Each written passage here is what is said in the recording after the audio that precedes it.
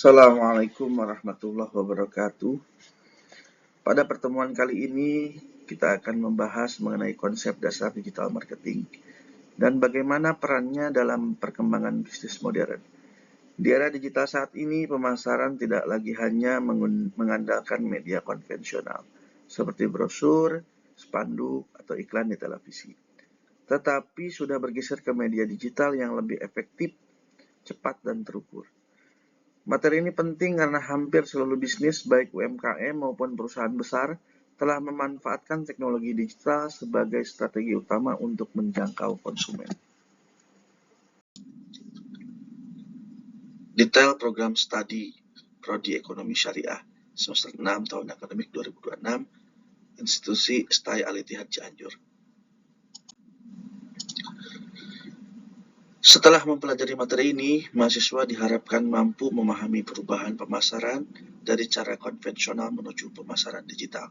Selain itu, mahasiswa dapat menganalisis bagaimana digital marketing membantu meningkatkan omset dan mempertahankan pelanggan, serta mengenali berbagai instrumen pemasaran digital yang banyak digunakan saat ini.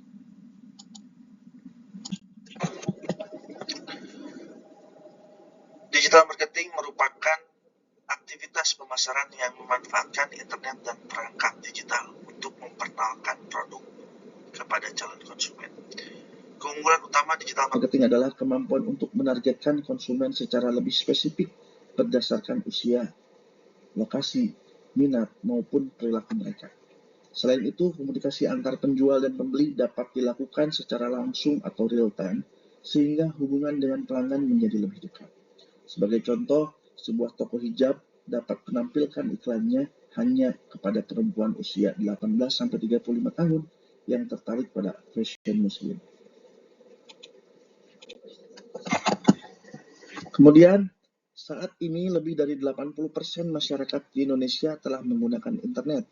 Sebelum membeli produk, konsumen biasanya mencari informasi terlebih dahulu melalui Google, Instagram, TikTok, ataupun marketplace lain.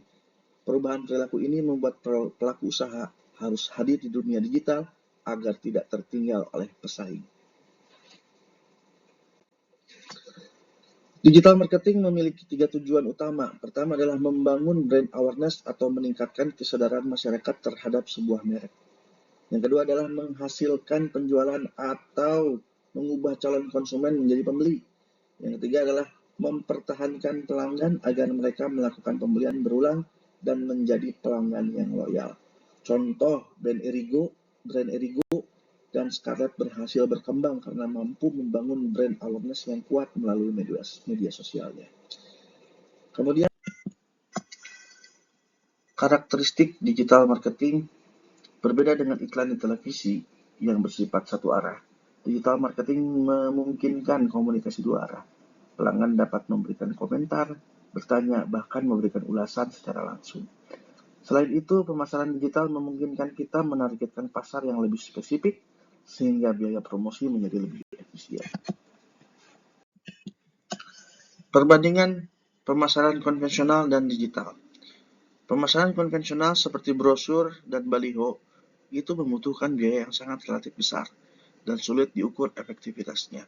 Sedangkan digital marketing lebih fleksibel, biaya dapat disesuaikan dengan anggaran, jangkauan pasar lebih luas, bahkan dapat menjangkau konsumen secara global. Keberhasilan kampanye digital juga dapat diukur secara langsung melalui jumlah pengunjung, klik, maupun penjualan. Dampak digitalisasi terhadap penjualan. Digitalisasi memberikan dampak positif terhadap perkembangan bisnis. Banyak UMKM yang mengalami peningkatan penjualan setelah memanfaatkan media sosial dan marketplace. Dengan biaya yang lebih rendah, pelaku usaha dapat memperoleh pasar yang lebih luas dibandingkan hanya mengandalkan toko fisik. Contoh, penjualan makanan rumahan yang awalnya hanya melayani di lingkungan sekitar dapat memperluas pasar melalui Shopee Food, TikTok Shop, atau Grab, atau bahkan GoFood, dan seterusnya.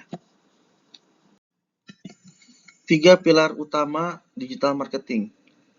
Terdapat 3 saluran utama digital marketing. Pertama adalah website dan SEO yang berfungsi sebagai identitas bisnis dan memudahkan pelanggan menemukan informasi melalui Google. Kedua adalah media sosial seperti Instagram, TikTok, Facebook, dan YouTube yang digunakan untuk membangun interaksi dengan konsumen. Ketiga adalah email marketing dan WhatsApp marketing yang bertujuan memudahkan atau mempertahankan pelanggan dan meningkatkan pembelian berulang. Contoh, produk Scarlett memanfaatkan Instagram untuk promosi, website untuk informasi produk, dan WhatsApp untuk layanan pelanggan. Dampak positif digitalisasi UMKM. Salah satu tren digital marketing saat ini adalah social commerce melalui live shopping. Melalui siaran langsung, penjual dapat menjelaskan produk secara detail, menjawab pertanyaan pelanggan, dan memberikan promo khusus.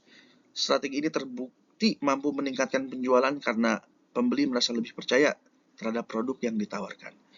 Contoh misalkan TikTok Shop dan Shopee Live saat ini menjadi sarana yang sangat efektif bagi UMKM.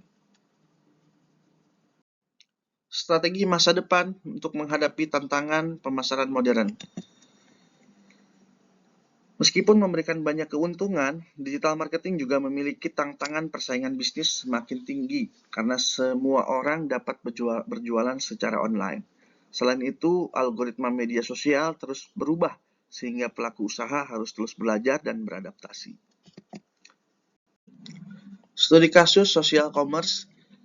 Fenomena social commerce menunjukkan bahwa media sosial saat ini bukan hanya sebagai sarana komunikasi, tetapi telah menjadi tempat transaksi bisnis.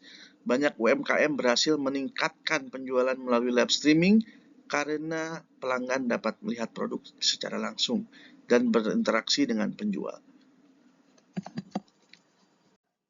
Sebagai kesimpulan, digital marketing bukan lagi pilihan, tetapi sudah menjadi kebutuhan dalam dunia bisnis modern. Dengan memanfaatkan media digital secara tepat, pelaku usaha dapat meningkatkan brand awareness, memperluas pasar, dan meningkatkan penjualan secara efektif. Sebagai calon entrepreneur, mahasiswa diharapkan mampu memahami dan menerapkan strategi digital marketing dalam mengembangkan bisnis yang akan dijalankan di masa depan. Terima kasih. Wassalamualaikum warahmatullahi wabarakatuh.